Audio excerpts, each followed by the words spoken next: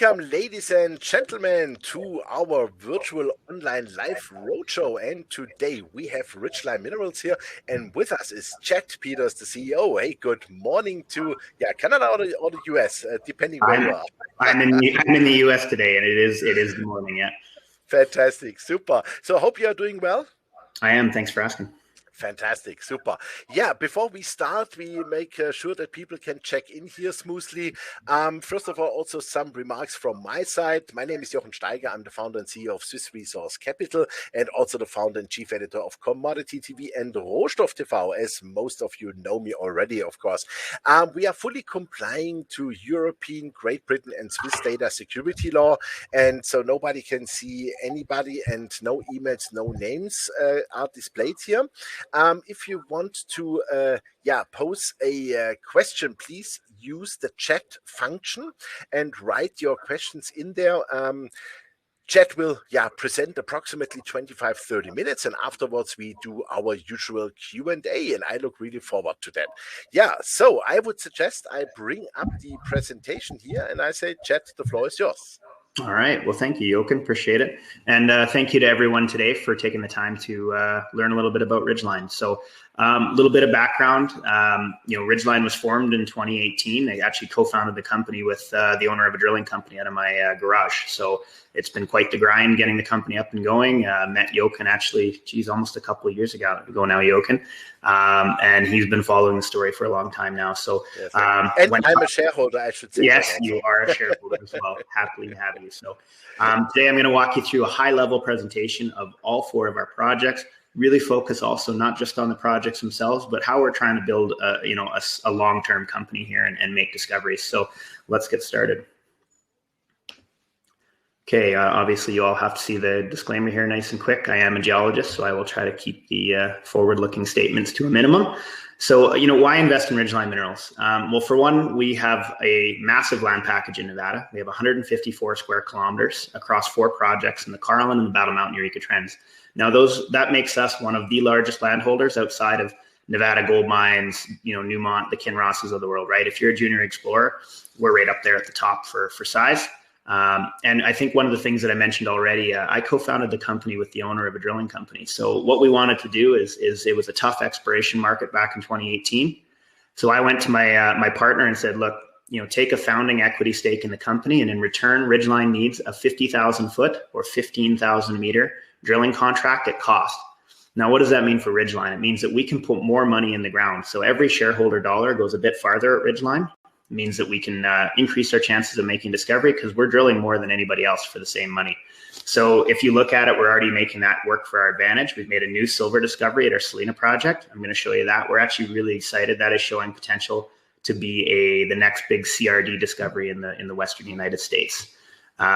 We have an experienced management team over, I think our team combined has found over 40 million ounces of gold in Nevada over the last 25 years. So we're focused on discovery. Our management team owns a lot of the company. We own 15% of the outstanding shares. I myself own 7% of the company.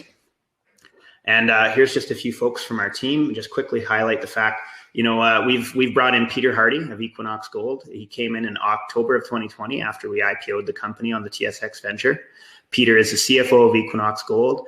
And not only did he come in and join the company, he wrote checks on the IPO, and he brought in the entire Equinox management team, who also participated in the IPO personally at 45 cents. So I'd like to think that Peter brings a very big picture mentality to the company, and he's really attracting some quality folks and investors along with it. So on top of that, I have Mike Harp, my VP of exploration. He found over 5 million ounces of gold for Gold Standard Ventures. You may remember the North Dark Star story in Nevada. Dwayne Lowe, my CFO, previously of First Quantum, now with Entrée Resources. I mean, I could go on and on. Everybody on this team's fantastic. They've found mines, built companies, and sold them. So that's what we're focusing on. I'm a young geologist. I'm 34 years old. My VP exploration, Mike, is 36. So we're a young, hungry team. We're looking to do this for the first time on our end, and we've surrounded ourselves with quality folks that have done it before, so that we can continue growing the company and doing it the right way. So from a cap structure perspective, as of September 1st, we had 3.5 million Canadian in the bank, no debt, 55 million shares outstanding, 70 million fully diluted. I myself own 7% of the company, as I mentioned. I was able to manage that at 34 by not taking a salary for the first 15 months of the company while I was trying to get it going out of the garage. Once we got it up and running, I took half salary for the first year, and then I put 150,000 of my own capital into every financing through the 45-cent round. So my wife would say we're a little overexposed to Ridgeline, but that's fine by me because I want to make it a success. So, this is my only venture, and glad I got a laugh out of you. You can finally. I've heard that before. Yeah, it's part of the shtick, right? So, we have 3 public companies as part of the part ownership, up to 16%. Largest public co-owner is EMX Royalty, and they're who we spun the companies out of in 2019. So they actually were the original vendors of the property. They took 9% of the company. In return, we got 100% ownership of those projects, and we've since more than doubled those land packages. So we also have some very strong institutional ownership. Over 12 institutions participated in the IPO. I've listed 3 of the more active institutional shareholders.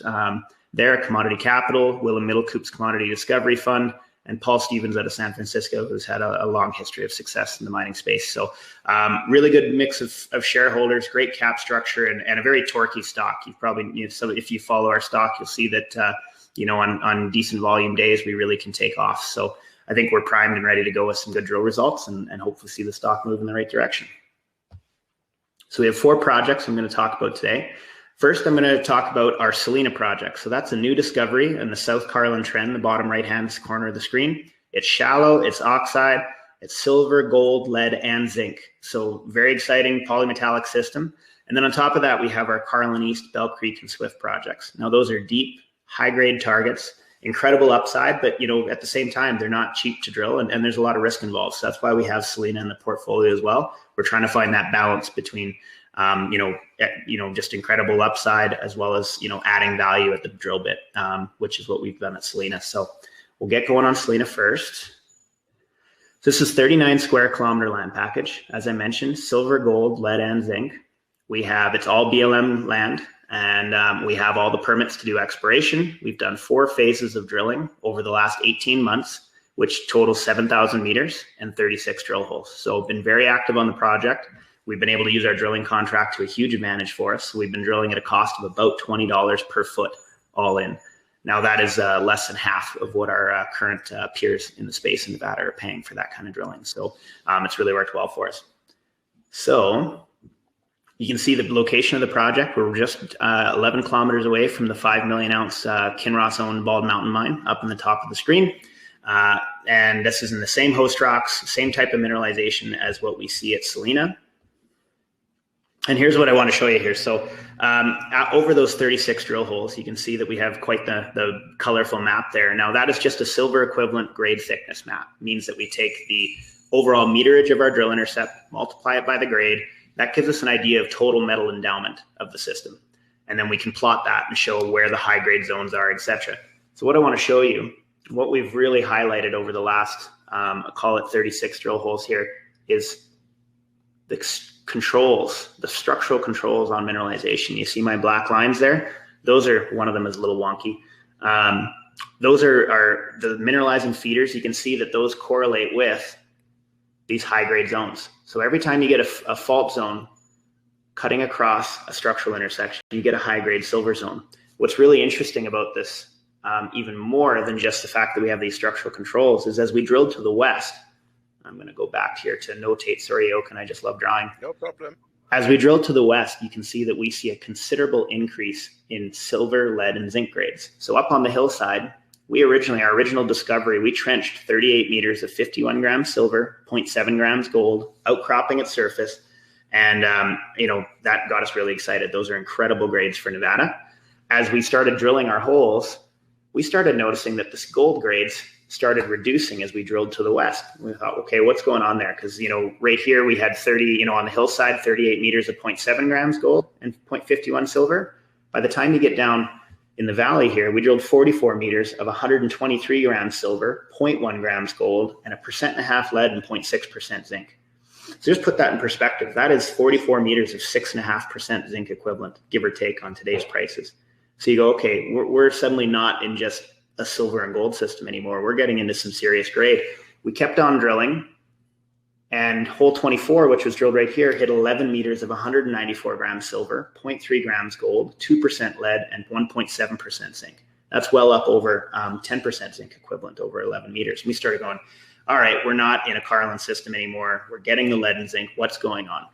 So we started to realize the reason we're seeing these changes is because we're very near, sorry, I'm turning off my notations here. It looked like I'm bumping the screen.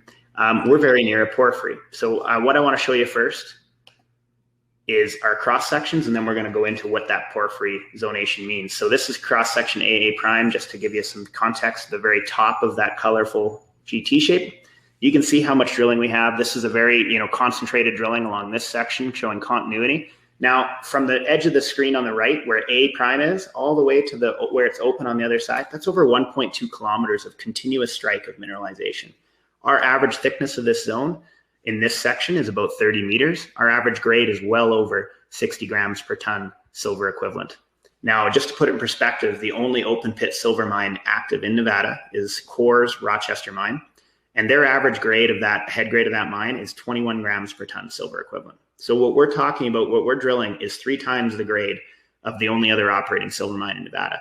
So obviously we need to show scale. I think we're showing that it's getting big, but we already know that the grade is more than adequate to be an economic open pit silver opportunity. So lots of potential here. As we keep on stepping, we're just going to go about 200 meters to the south every time I move a section here. And you can see we've got a lot less dense of drilling, right? But we're still hitting zones. In this cross section, we hit a really nice grade here. Those are those 2 high grade hits I mentioned previously. We had the 44 meters of 123 grams silver and 11 meters of 194. Within this 11 meters of 194, we actually have 5 meters of 25% zinc equivalent. Now, just to be clear, I'm not changing this over to a zinc equivalent property anytime soon, but I'm trying to highlight the perspective here. This is turning into a polymetallic CRD type deposit.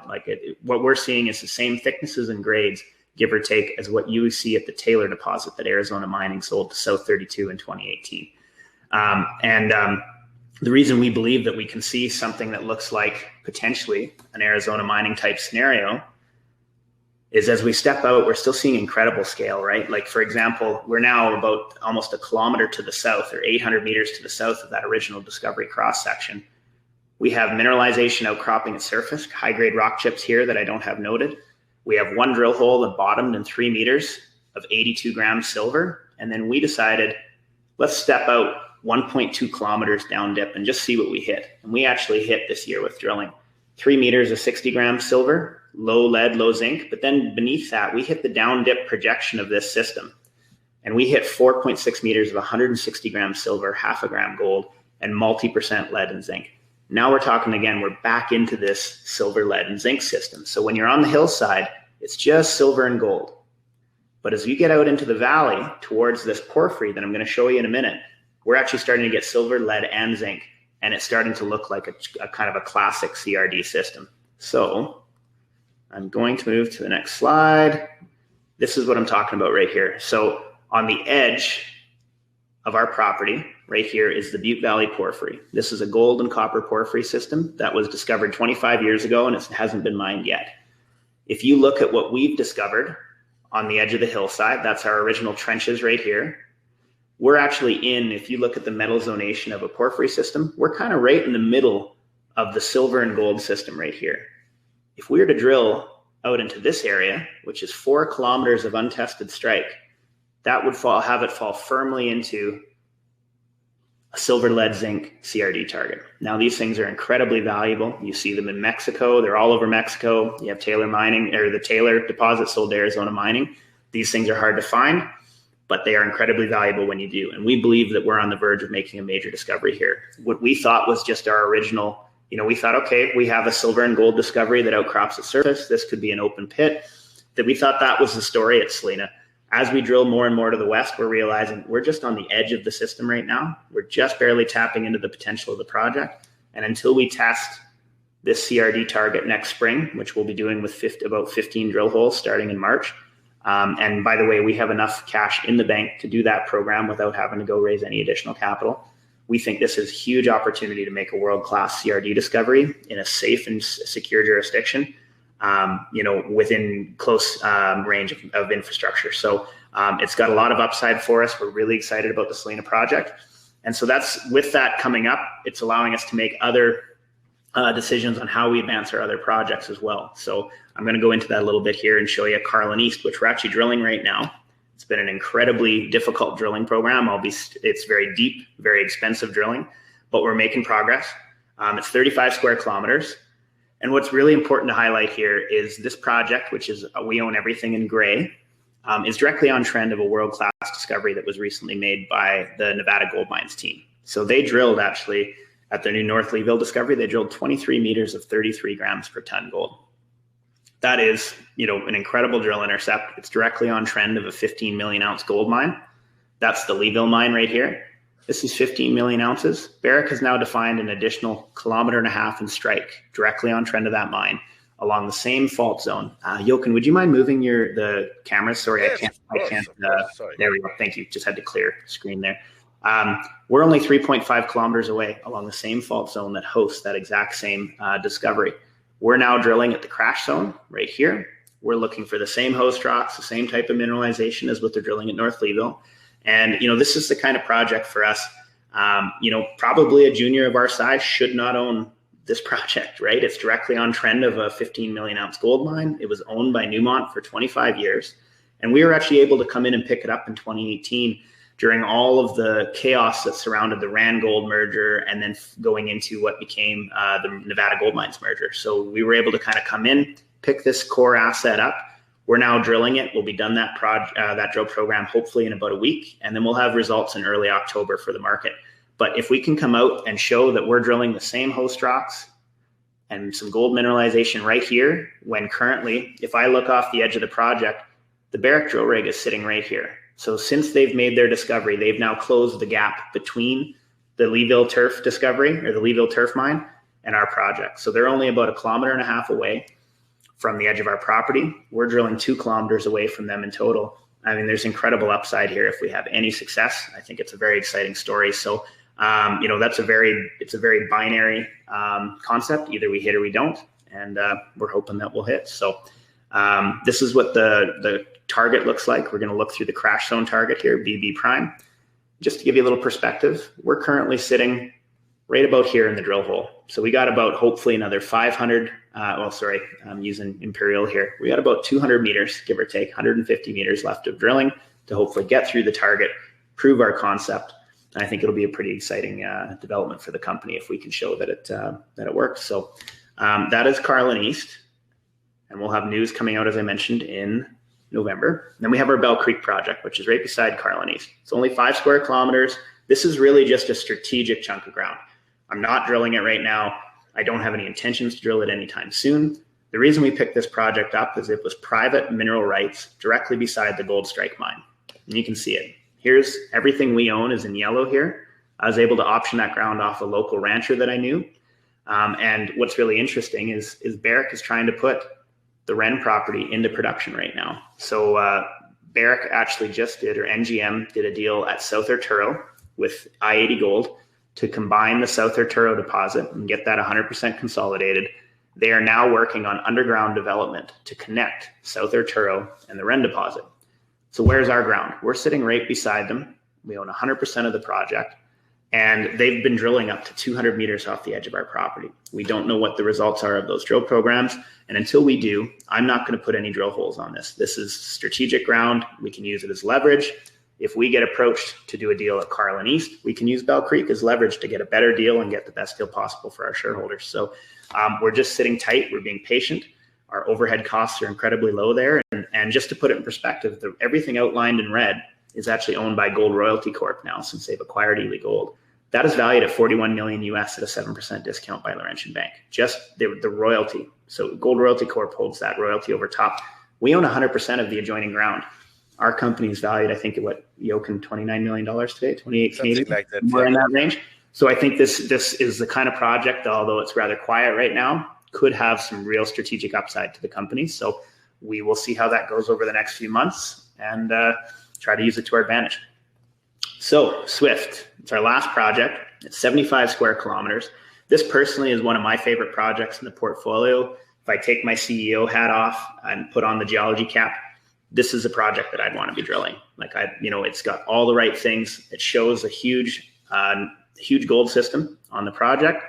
And just to put it in perspective, we are now only about 6 kilometers away from a 20 million ounce gold mine here at Pipeline. So we're at the edge of our project. We own 75 square kilometers of that. And if you look, what we proved this year in 2020 is we actually drilled the exact same host rocks that host all 35 million ounces that are in resource and reserve at the Cortez complex to the south. That Wenban formation, the host rock, had never been drilled on the project in the last 30 years. It's why Barrick dropped the project in 2016. We were actually able to come back in, reinterpret the geologic model, and get this thing into a point where you can see that there's incredible upside at the same host rock, same structural trend as all of these major mines in the area. So we're very excited to continue drilling this project heading into 2022. We actually acquired an additional 25 square kilometers in the summer, which is everything highlighted in red. The reason we did that is once we realized we had the same host rocks as the pipelines, the Cortez, the gold rushes to the south, we wanted to make sure we owned 100% of that target area before we did any drilling, right? As soon as you drill a good hole, it suddenly becomes very difficult to acquire additional ground. So we wanted to get all of our ducks in a row first. This is our earliest stage project. And so what we can do now is these Mill Creek and Gold Anticline targets. You can see there's a gold mine or a barite mine right at the edge of our target here, shows major structural trend. There's a gold mine right here on the edge of the Gold Anticline target. Both of these are showing that you have a lot of fluid flow, you have an active system, and all you have to do is vector in towards high-grade mineralization, and you can have a new discovery. So if you look at this cross-section, which is cutting right through the center of the project, here's what gets us really excited. There's a historic drill hole right here that hit 18 meters of 0.7 grams per ton gold in 1999, and it never got a follow-up drill hole. Now that hole didn't hit till 730 meters, so that was pretty deep back in 1999. But if you look, we came in 2020 and we drilled these 2 holes right here. We lost this drill hole right here, unfortunately, but we wanted to prove that we could hit the right host rocks at shallower depths, and that's exactly what we did. We hit the Wenban formation, which is everything in light blue, at 400 meters. We hit narrow high grade, 0.2 meters of 800 grams silver, 0.2 grams gold. Certainly not an economic drill intercept, but it shows that you still have gold and silver flowing through the system. And if you look on either side of those drill intercepts, you have this known drill intercept here at Mill Creek. That's our Mill Creek target. You have an old historic gold mine at surface called Elder Creek sitting directly above our GOAT target. And there's never been any drill holes drilled on that anticline to test. And so that would be equivalent to like the Rift anticline target at New Legacy. The only difference is we've never had a drill hole on it. So it's wide open, lots of potential. So what we'd like to do in 2022 is we want to come in, drill 2 holes here, maybe another hole on the other side of that zone like we did in hole 3, and then drill a couple holes across the Goat Anticline as well. There's great potential to make a discovery here. We'd be looking for a gold rush, a 4-mile high-grade underground deposit. That would be the target for here.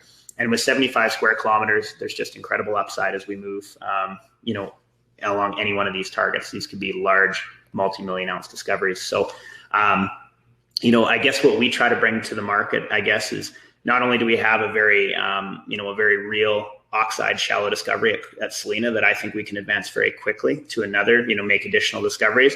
But we also have these incredible upside projects at Carlin East, at Swift, that could really move the needle for the company. So what we're now trying to focus on, though, is yes, these are exciting projects, but we're only a 28 million market cap company. So how do you fund exploration at some of these bigger, deeper, high risk projects? And what we've realized is if we can bring in a partner at any one of these bigger, D targets to then allow us to be more aggressive at our Salina target, which we'll own 100% of, we would absolutely do so. I think we want to focus on managing our dilution, managing our risk, and making sure that we're bringing the biggest possible upside to our shareholders. So what we'll be assessing over the next little while is how are we going to advance these projects?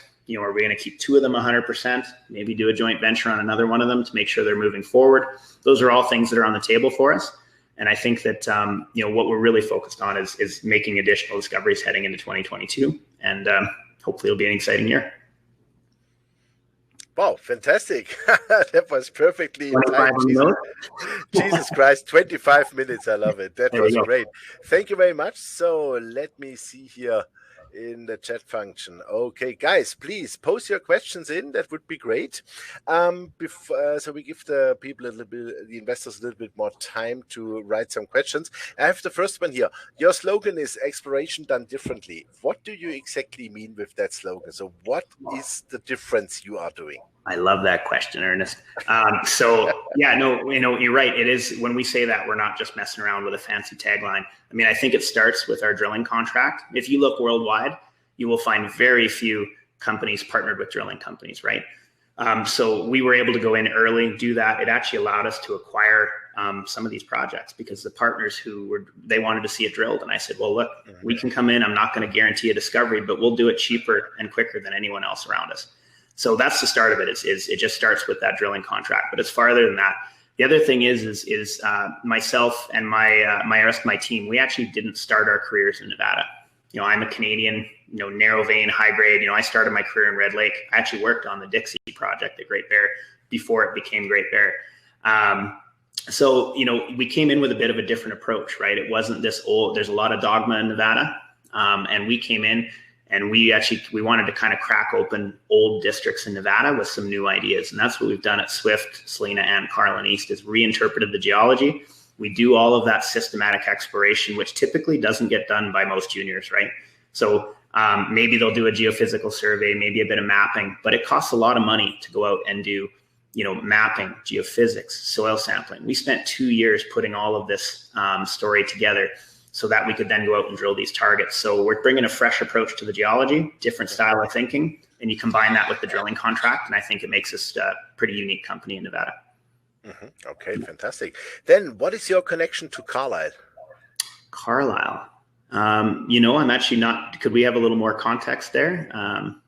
I'm not too sure. Okay, let's put that question a little bit into the back. Yeah. Axel, can you please give us some more context what you mean? That would be great. I know the guy, he's from Munich. Okay, so then let's move on.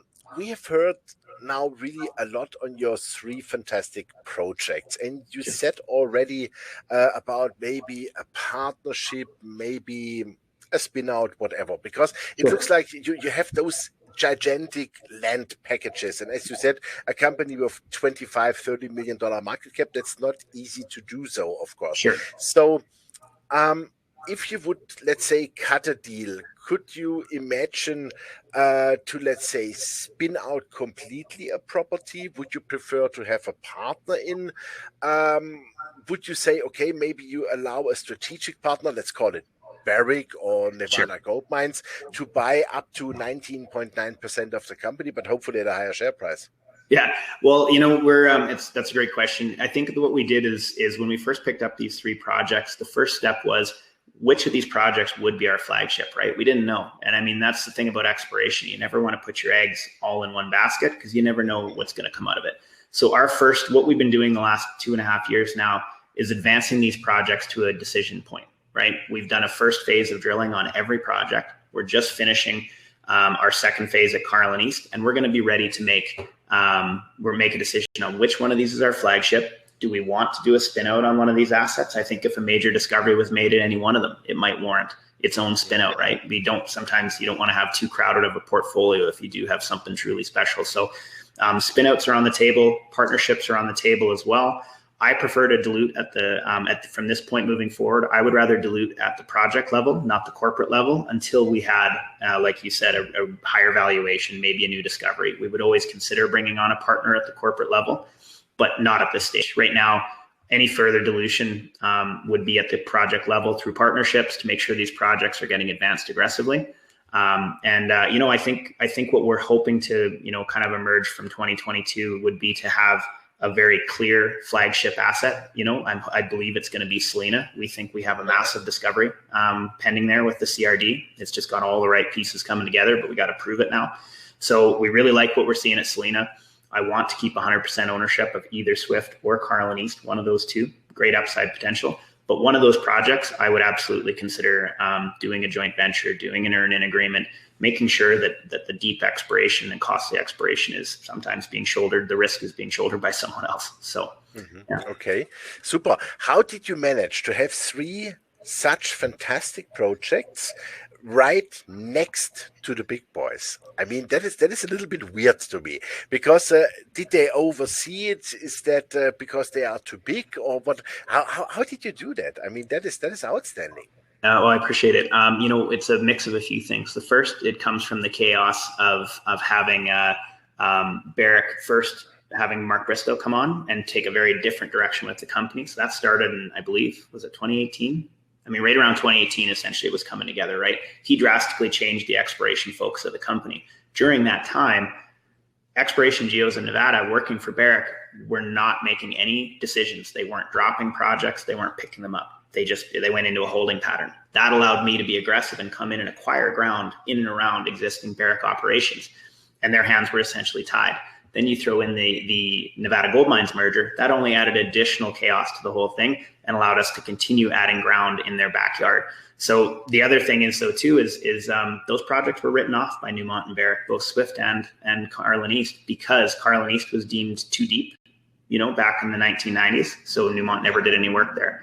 That's part of our exploration done differently, right? We came in, we looked at that project, we reinterpreted the geology and said, we don't think it's 2,000, 3,000 meters down. We think we can drill deeper or shallower than that. We acquired the ground. Swift, Barrick dropped it because they didn't have the right host rocks, or at least in their eyes, they didn't have the right host rocks. They never drilled a hole to test that, but that was a different time, right? So again, part of our strategy, we came in, we felt that wasn't probably likely for those host rocks to just poof, go into thin air, kind of thing. They don't just usually disappear. And so we came in and we proved that those same host rocks are there. So I think that's, those things, those factors, and just having a kind of a fresh outlook on exploration in Nevada allowed us to be aggressive and pick up some really amazing projects. Okay, super. How do you make sure that not one of the big boys who you are neighboring start to take you over? I mean, 44% are in, let's call it, safe hands, right? Yeah. No, we have very, very, right from the 12-cent round, the same people participating in our 12-cent round, we're also participating in our 50-cent round in May. So very strong, very strong ownership of the company. We have a core group of people that believe in what we're doing, and that doesn't concern me on a daily basis at all. Now, that being said, Barrick wants to take us over. Happy to discuss it, right? Yeah. But let's say at $3, we are ready to discuss. Yeah, there we go. We've focused very hard, and we've been very selective about who we have join our shareholder base, and it's because we want to make sure that we're protected from that side too. Okay, super. Now I have more context. The investor from Munich is saying, I read that Carlyle is anyhow linked to Ridgeline. Quoting this, Mr. Michael Blady is an independent director at Ridgeline Minerals Corp, an independent director at Carlyle Commodities Corp, and more. Is Carlyle Commodities a shareholder, and if so, how large is the package? Yeah, you know what, Mike Blady has been an incredible guy to add to our team. He's young, he's aggressive, he knows a lot of folks in the business, so he's been a great director. He may have a connection to Carlyle Commodities Corp. We, however, don't. So Carlyle is not a shareholder in the company. I've never even actually pitched to the group, so maybe that'll come up in the future. Okay, who knows? Super. Let's come back to Selena, because my feeling is that is, let's say, the most easy project to drill forward, as it would be like an open pit for the future, if there would be a mining scenario, I would call it. And as you quoted, it looks a little bit like Rochester, but with higher grades. That is really interesting. Is this a direct function that it is a CRD, a carbonate replacement deposit? Well, polymetallic? Right. It's kind of interesting, like Rochester is not a CRD deposit. So that's about where the comparison ends, right? Rochester is a silver open pit. We think we have potential for a silver open pit as well. To be honest, a better comparison for the type of system we're in is, like I've said it a few times, is just comparing the Taylor deposit that Arizona Mining discovered in Arizona. They were right beside a porphyry system. So are we. They started out their discovery with the Hermosa open pit silver target. They drilled that as Wildcat silver for about 8 years, I believe, until Don Taylor came in and said, hey guys, why don't we drill deeper and down strike, down dip of this silver discovery and see what we hit. And they hit into a world-class CRD. So we're already getting into the CRD component of the system. And I think that's what gets us really excited is, this was, initially we just thought, hey, we have a pretty exciting silver opportunity. Maybe it's going to be like Rochester, which would have been absolutely fine. It's a great deposit. But what we're seeing now is something significantly more exciting. And I think, we drilled for, I think our average cost over that 7,000 meters is only about $20 per foot. So just under, yeah. And that, we're talking drill mud, fuel, the drilling itself. That's incredibly cheap.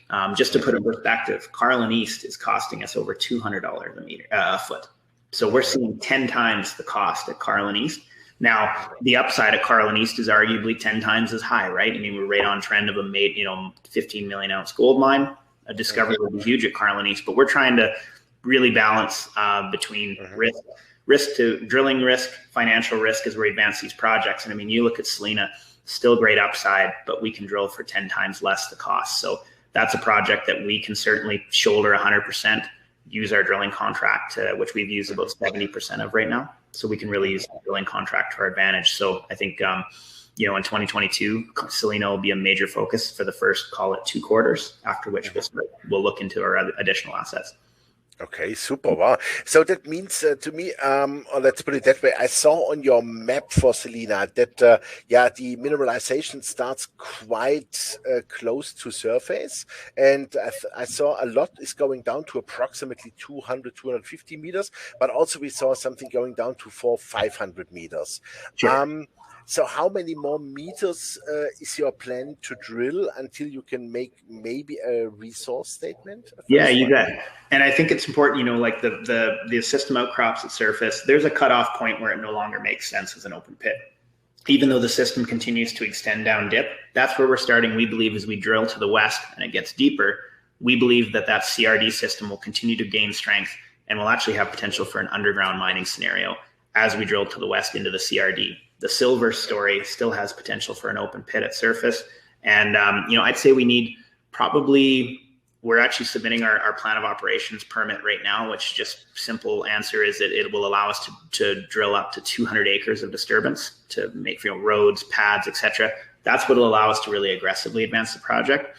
Through 2022, we probably have the ability to drill, I'd say we could easily drill 10,000, 15,000 meters on our existing disturbance to both hopefully make a new CRD discovery and continue advancing that open pit towards resource. But I'd say we probably need a minimum of just 10,000 meters directly focused on that, that nice colorful footprint that we had to advance it to a resource.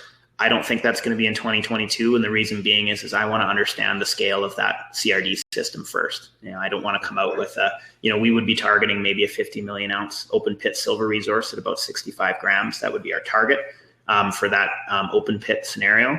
But what if we make a major discovery to the west, right? I think we need to understand that first before we go and advance the open pit to a resource. So my goal would be 2023. We would come out with a resource on the open pit stuff, hopefully off the backs of a new discovery in 2022 to the west. So super. And so for the deeper targets, how many meters do you plan to drill there? Because you said like $60 the meter, right? Yeah. Approximately. So we'd probably look to drill at least 5,000 meters next year going after. And the average depth of those holes will be anywhere between 250 and 400 meters depth, with the targets being somewhere in that 200 to 300 meter range. So still quite shallow at the end of the day, right? I mean, if you look at, I referenced the Taylor deposit, the bottom of that system is well over 1,500 meters deep. So, this is considerably shallower. And like I said, it does outcrop its surface. So pretty excited about what this could turn into. Super. So that's almost 400,000 Canadian dollars at cost. Give or take, yeah. Yeah, I'd say, you know what, throw in an extra 100. I just rounded up to 500,000 Canadian would get us a really good kind of. And you have it in the bank. That's yes, good. We have it in the bank. We'll end the year with about 2.4, 2.5. So more than enough to go in the first half of the year, do a pretty aggressive drill program and still pay all the bills. Okay, super. I saw also that you are working already, let's say, on metallurgy and permitting. I think it was one of your last slides. So what is the status there? What metallurgy have you found so far? Can you talk already about it? And what is the permitting status?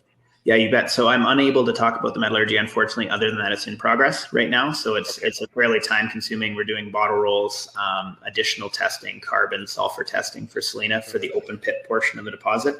My hope is that we can come back with gold recoveries of greater than 70%, silver recoveries of greater than 45 or 50. Now that seems really low for the silver, right? But that's the way, silver does not recover well in heap leach scenarios. So that's why it's so important that we have the grade. The Rochester mine is 21 grams per ton silver equivalent. They get about 70% recovery. We're seeing about a 65 gram per ton average grade system, but we might only see 45 or 50. So we're still coming out as far as, total recovery. We're still coming out in a good spot if you were to compare it to that type of scenario. So we'll have the metallurgy results probably in the next 3 to 4 weeks.